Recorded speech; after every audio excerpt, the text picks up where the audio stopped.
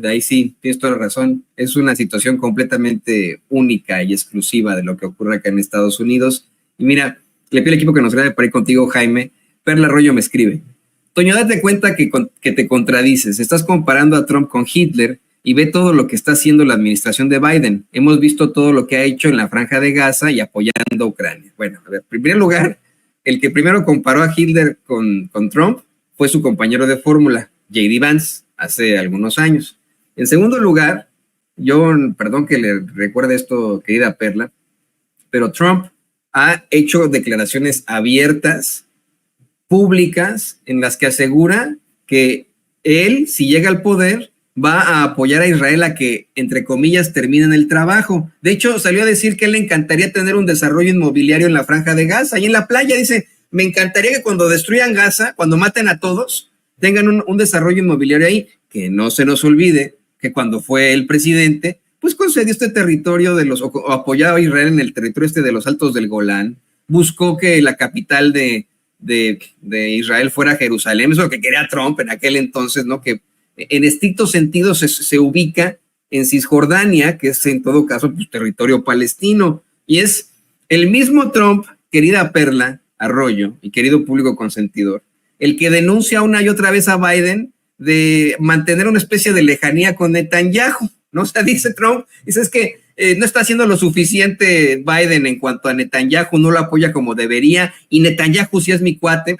El Netanyahu dice, bueno, pues yo quisiera más apoyo de Biden, que ahora nos está exigiendo, entre comillas también, un cese al fuego, porque es ridículo, ahí sí tiene toda la razón Perla, es ridículo la forma, Jaime, querido público consentidor Paco, en la que nosotros como habitantes de este país estamos pagando un genocidio, el genocidio de niños y niñas en la Franja de Gaza, oficialmente al menos 42,000 personas con nuestros impuestos, porque todos pagamos impuestos aquí. Es increíble ver a este secretario de Estado que tenemos llamado Anthony Blinken con la pasguatez que lo caracteriza, yendo a Israel a decirles, por favor, deja de cometer genocidio. No, por favor, deja de matar niños, ándale. No, por favor, de verdad, por favor, te pedimos, Netanyahu, deja por favor ya de matar gente en la Franja de Gaza, deja de cometer un genocidio, ándale, somos tus cuates, nosotros te estamos mandando dinero. No, o sea, es hasta ridículo,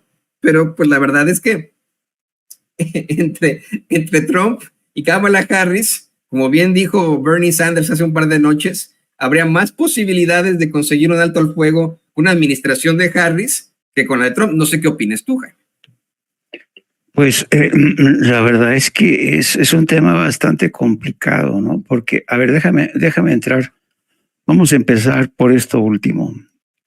Yo creo que, como bien tú refieres, Bernie Sanders que ha condenado este genocidio, fíjate, Bernie Sanders que judío ha condenado este genocidio y él sabe que, y lo ha dicho poniéndose la mano en el corazón, es muy difícil elegir en estos momentos. Pero si te pones a elegir entre Trump, que fue el primero que apostó por trasladar la embajada de Estados Unidos a Jerusalén, que fue toda una provocación y fue de alguna manera decirle al gobierno extremista encabezado por Netanyahu, estoy contigo, ¿no? Desde ahí empezó, bueno, no es que desde ahí, pero fue uno de los momentos más amargos para el pueblo palestino. Y luego decir que tratar de diferenciar o distanciarse de Biden porque no le hace caso a Bibi Netanyahu, la verdad es que, a ver, para empezar, Bibi Netanyahu se ha convertido prácticamente en el principal responsable de que ahora el Partido Demócrata esté en serios problemas. Porque estaba viendo un estudio hoy por la mañana, según el cual en las elecciones del próximo 5 de noviembre hay dos elementos claves, ¿no? Uno es la economía y otro es el de la inmigración. Pero hay un tercer factor que ha escalado de forma inesperada y que es el tema de la política exterior de Estados Unidos, ¿no? Principalmente por el tema de Gaza y Cisjordania. hay estados, por ejemplo, en Michigan, donde hay muchísima comunidad árabe. La verdad es que muchos de ellos dicen, no quieren, no saben por quién votar, porque tanto Biden como Trump han sido responsables de la tragedia que hoy castiga, martiriza al pueblo palestino. Y amenazan, por que te interrumpa, pero no amenazan, ¿no? Dicen que como voto de castigo van a votar por la doctora Jill Stein. Lo que insisto, ¿no? O sea, sería tirar el voto a la basura porque no va a ganar Jill Stein, ¿no? Exacto. Pero efectivamente la comunidad musulmana de Michigan, que es muy numerosa, ya advirtió que ellos no. Y salió un imán, no sé si viste eso, Jaime. Sí, lo vi. Un imán que primero fue a la campaña de Kamala Harris a decirles, oigan, si ustedes nos prometen que podría haber un final con la guerra, los apoyamos. Y ni lo pelaron en la campaña de Kamala Harris, y Trump dijo, sí, ven y apóyame y yo hago lo que tú digas, y ahí fue a hablar por Trump, ¿no? O sea, ¿sí? Lo cual te habla del oportunismo desvergonzado de este tipo de imanes, que lo único que buscan es llenarse los bolsillos y tener más fieles en sus mezquitas. Es que, mira, cuando uno ve el tema de cómo se ha manejado la política exterior de Estados Unidos en esa parte del mundo, llegas a la conclusión que no ha cambiado nada en absoluto desde que los británicos en el año de 1917 firmaron el famoso mandato de Balfour para entregar el territorio palestino al pueblo judío. Desde entonces lo traicionaron y lo han venido traicionando desde entonces. El Reino Unido, Francia, Estados Unidos. Aquí, cuando uno hace un recorrido en la historia, es estremecedor la forma en que tú sabes que, ¿saben cómo se firmó este tratado de Balfour? Balfour era el primer ministro británico, canciller británico. Era un conde, ¿no? Era aristócrata. Y decidió reunir en su casa, en una cena opulenta, reunió a los sionistas judíos y entonces pactaron los términos de ese mandato de Balfour, y nadie informó al pueblo palestino lo que se estaba cocinando desde 1917. Fíjate, estamos hablando 30 años antes de que fuera creado el Estado israelí en la ONU. Bueno, desde entonces se cocinó la traición. Y luego, cuando se crea el Estado judío en el 48, ¿qué es lo primero que ocurre? Viene la primera Nakba, que es la primera tragedia, el horror de la expulsión de la primera, que eso nadie lo consignó en la prensa occidental. Nadie. Cuando tú le preguntas a un defensor del Estado judío todo esto, si conoce todos esos antecedentes, nadie conoce todos sus antecedentes. O sea, realmente creen, muchos te dicen, no, es que Dios dijo, ahí ustedes van a establecer su pueblo, ¿no? Bueno, pero ¿sabes cuál fue la principal razón del Reino Unido de crear esta especie de colonia judía en Oriente Medio? Porque cuando vino la Segunda Guerra Mundial y Hitler fue el principal expulsor de judíos, Hitler, irónicamente, contribuiría a la gran migración de judíos a Gaza y Cisjordania. Bueno, pero nadie veía venir la monstruosidad de Hitler, lo que causó la expulsión de casi 100,000 judíos que se aferraron a esa tierra. ¿Y sabes por qué escogieron Israel? Porque el Reino Unido y Francia no querían que los judíos emigraran a sus países. Por eso les regalaron esa colonia. Ni Estados Unidos. Ni Estados Unidos. En la Segunda Guerra Mundial hubo varios barcos que intentaron llegar hasta... Sí, había obviamente mucha inmigración de judíos a los Estados Unidos, pero ese antisemitismo que le acusan a los que piden alto al genocidio es una infamia absoluta, es una cobardía. Porque ¿sí? Antisemitismo, el de los europeos, el de aquí en Estados Unidos, que le negaron la entrada a un par de barcos de refugiados judíos al continente, ¿no? O sea, entonces te das cuenta que esto viene de muy lejos, y cuando tú ignoras la historia y haces juicios express, estás cometiendo un terrible error, ¿no? Y luego tienes toda esta historia de por qué busqué, ¿por qué ¿por qué Estados Unidos desde siempre, desde su creación, ha sido el gran protector de Israel? Tú remítete a los primeros libros en la creación de historia como nación y te vas a dar cuenta que ya desde entonces para ellos era una obligación sagrada proteger al Estado de Israel por razones religiosas y hoy, más que nunca, por cuestiones económicas. El 80% del Capitolio, está comprado por AIPAC, que es el grupo cabildero de Israel.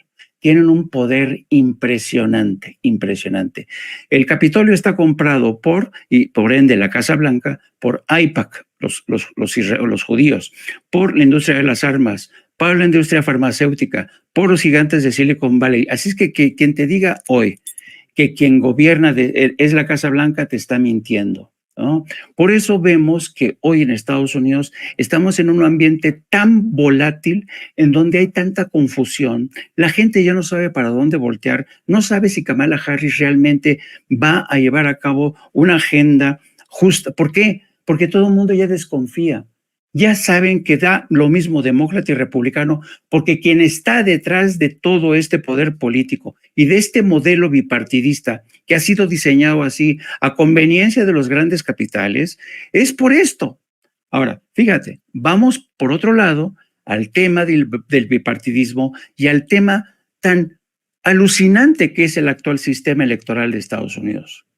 El actual sistema electoral de Estados Unidos es uno de los más viejos, uno de los más arcanos que existen en el mundo moderno. Yo no entiendo cómo la democracia, que se dice la más avanzada del planeta, todavía tiene un sistema electoral donde el voto no es directo, es a través del colegio electoral. Yo recuerdo que un día, para entender a este sistema electoral, los orígenes, me fui un día a Monticello. Monticello es una comunidad, es un centro de peregrinaje, es fascinante.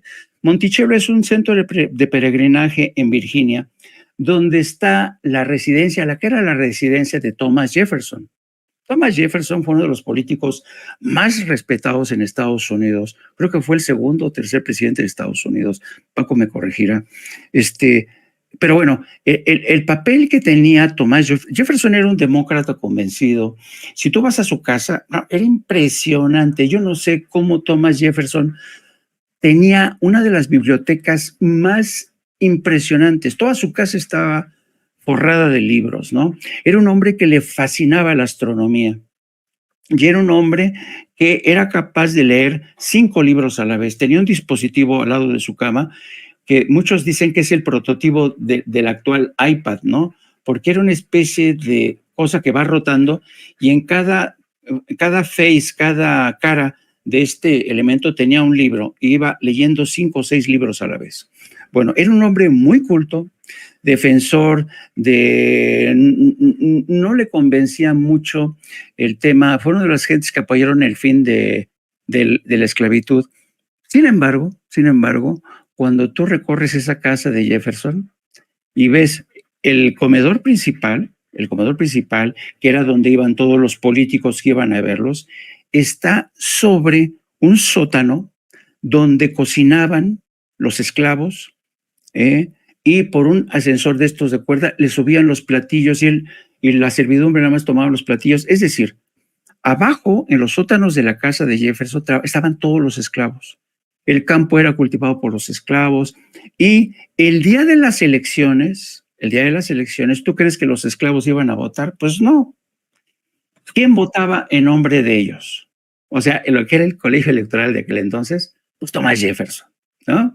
Entonces, desde entonces está este tema, este asunto. Son de las grandes contradicciones en la historia.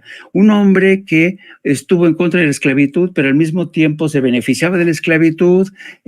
Ves al lado el cementerio donde estaban algunos de los esclavos ahí, parte de la familia, pero los esclavos los quería como familiares, pero eran sus esclavos, ¿no? Entonces, cuando tú dices, ¿por qué coño Estados Unidos no ha reformado su sistema electoral? Porque es la base del actual sistema político, que es supremacista blanco, sigue segregando económica y racialmente a toda su población y por eso no se quieren deshacer de él. Por eso no les interesa el voto directo. Imagínate que existiera el voto directo. ¿Te imaginas la amenaza que representarían la comunidad hispana, y que sería el voto directo, la comunidad afroamericana, la comunidad asiática? ¿Por qué vemos que en el calendario electoral, quién coño decidió que Iowa es el primer estado en el que se le celebran primarias? ¿Por qué no arrancan en California? Y luego este sistema de, como tú dices, ¿no? Hacen el cómputo y quien gana el colegio electoral se lleva todo. Entonces uno dice, pues claro, este sistema electoral, diseñado desde que se fue creado Estados Unidos, está diseñado con ese fin, para que la minoría blanca no pierda el control. Y luego este sistema que tienen ante la aparición de nuevos distritos donde hay más hispanos, donde hay más demócratas, llegan los republicanos y viene este proceso de reconfiguración de los distritos, ¿cómo se llama? ¿Cómo le dicen, Toño? El regimandering creo que se le llama, que es la reconfiguración de esos distritos electorales de tal suerte que una población de tendencia demócrata nunca supere a los republicanos o los republicanos no se vean superados por demócratas entre los cuales hay mucho migrante.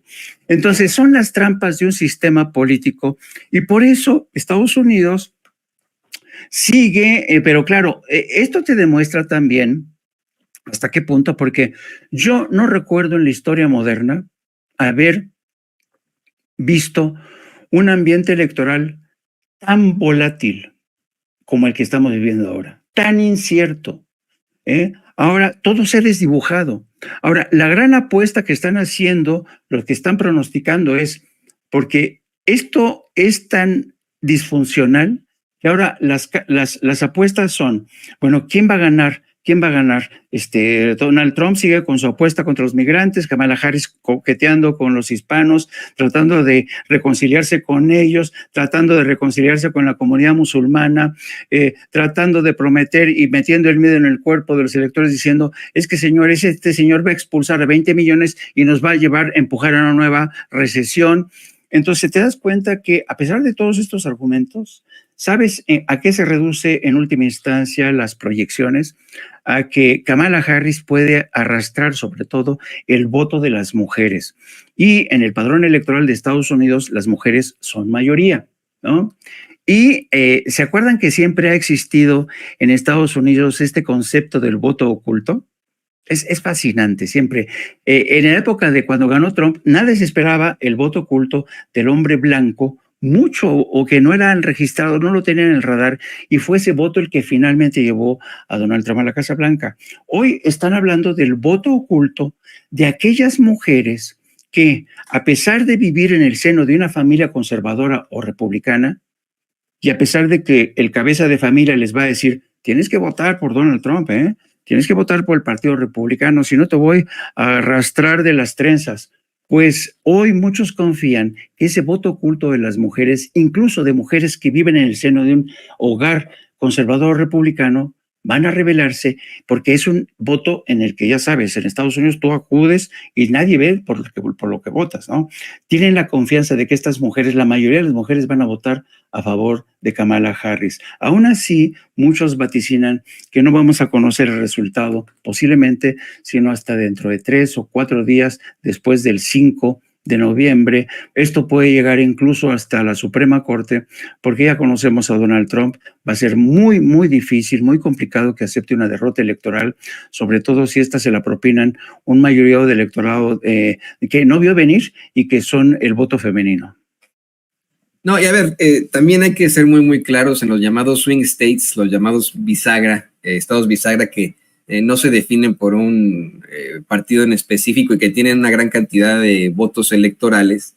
Se plantea que en esta, pues ya se puede votar desde ahora, ¿no? En este voto anticipado, y hemos visto muchos videos aterradores en redes sociales, están intentando amedrentar, acosar a los votantes, que llegan seguidores de Trump a pedirle a la gente, oiga, a ver, deme sus documentos, a ver si sí son ciertos, acuérdese que si no vota por esto, Jesús se va a enojar, cosas así, ¿no? Empiezan ahí a acosar de forma terrible a los votantes. Por eso es que yo le pido a usted que nos ve y que nos escucha, que si va a votar anticipadamente y se enfrenta a alguno de este tipo, alguna situación de este estilo, les haga caso y dígales que el voto es libre y secreto. My vote is free and secret. Empiecen a decirle, es que no sé qué, my vote is free and secret. Pero my vote is free and secret. I don't have anything else to tell you. Así, no pelee con ellos, no discuta, diga mi voto es libre y secreto.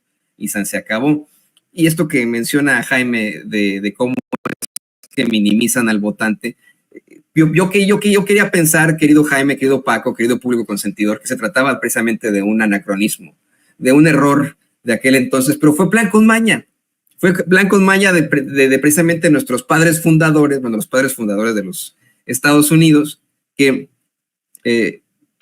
pensaban que el voto tenía que recaer en las personas más capacitadas.